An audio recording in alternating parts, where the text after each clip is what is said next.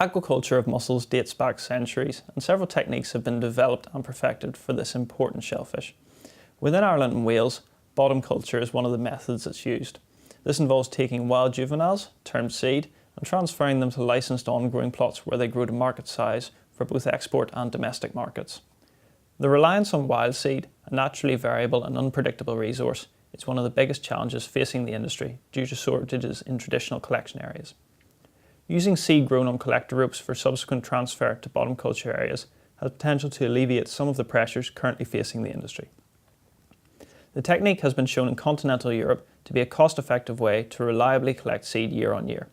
As part of the Irish Sea Portal pilot, we are investigating the use of this technique for the Irish bottom-grown sector.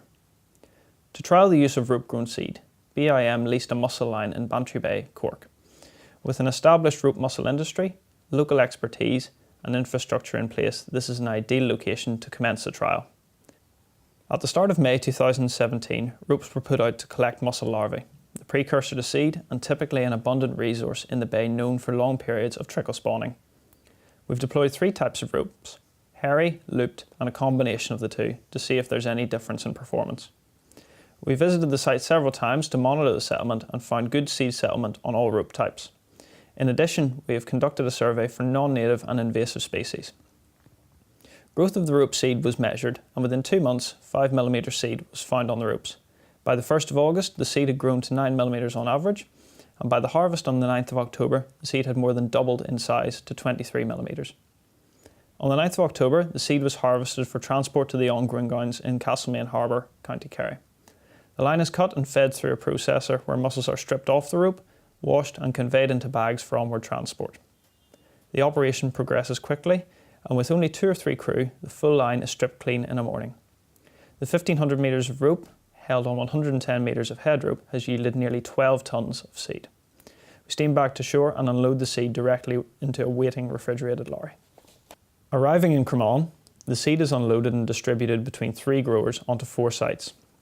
The sites are a mixture of intertidal plots on both hard sand and mud, and a single subtidal site.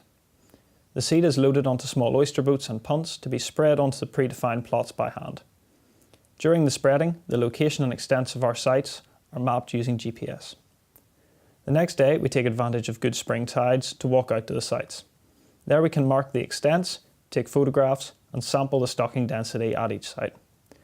This confirmation visit is a vital part of the case study survey and forms an important baseline to evaluate the growth, change and performance at each site in the coming months. Subsequent visits to the site so far have revealed mixed results. The sole subtidal site was sampled by hand dredge, and what seed remnants were found has been predated on by crabs, with nipped edges and broken shell evident throughout. It appears that the softer shell of rope-grown seed proved easy pickings. The intertidal site on mud has also ended in a loss of the seed. While it is difficult to definitively state why, it is likely a combination of freshwater input, heavy rainfall and winter storms creating harsh conditions.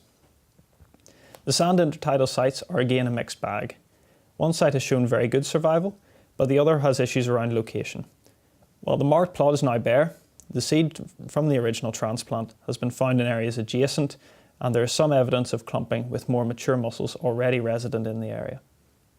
In conclusion, the case study has shown that generating rope-grown seed and transferring it to bottom culture is feasible at small scales of several tonnes, and that seed can be relocated and surveyed with relative ease. However, the case study also raises questions and issues for future transfers, like what size to move the seed at, what types of lines to use and when, what types of seabed are suitable for transfer, and how best to ensure a commercially viable return. In 2018, BIM is aiming to continue this work and support industry development through the development of local rope collector systems.